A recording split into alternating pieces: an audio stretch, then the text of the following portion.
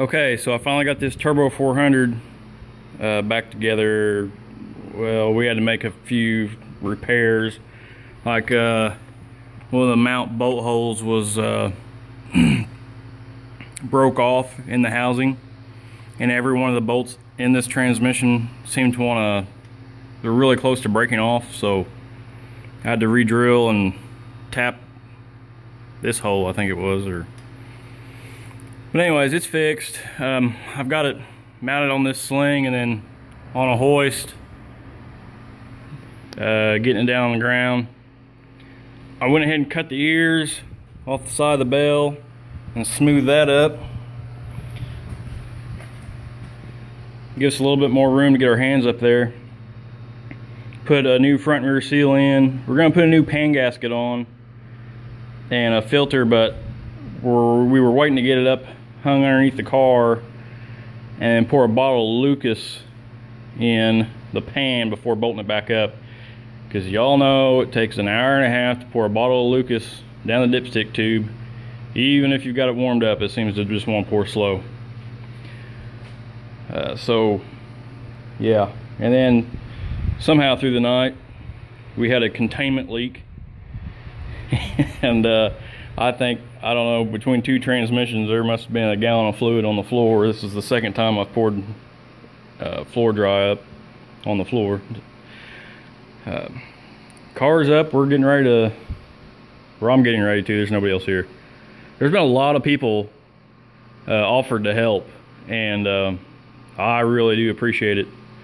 You know, we gotta work around everybody else's schedules and all that, and it's Saturday morning right now, March 4th. I believe that's right. And we just have till next Friday to get this thing going. The big holdup is not the transmission. I believe the transmission is going to work. The big holdup is going to be the drive shaft. I think the drive shaft we have is going to be an inch too short. I won't know until I get it up underneath the car, so I need to stop talking and start working. Okay, let's talk about it. Transmission is in the car. I'm getting ready to work over the cross member, but first thing I did was check the drive shaft. It's an inch and a half too short. It does go into the transmission and it does engage onto the splines, but it only has like an inch of engagement. And I'm a little bit afraid to run it like that. I don't know what other people's experiences are. I'd hate to damage the transmission just because of something stupid, or throw the drive shaft out from under it, or twist the splines on the output shaft or anything like that. So our new problem is, can we find a drive shaft online, which I haven't had any luck, or can we get a drive shaft shop to make us a drive shaft in like a day or two? I mean, that's what's holding us up. The rest of the stuff I'm gonna go ahead and finish and get it ready.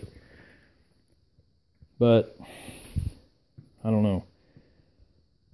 The dyno, it may not make it. I don't know. We're not quitting. We're still pushing. We're trying to get it, but it all depends on the drive shaft now. Everything else is gonna be ready by probably tonight. So I'll keep you updated.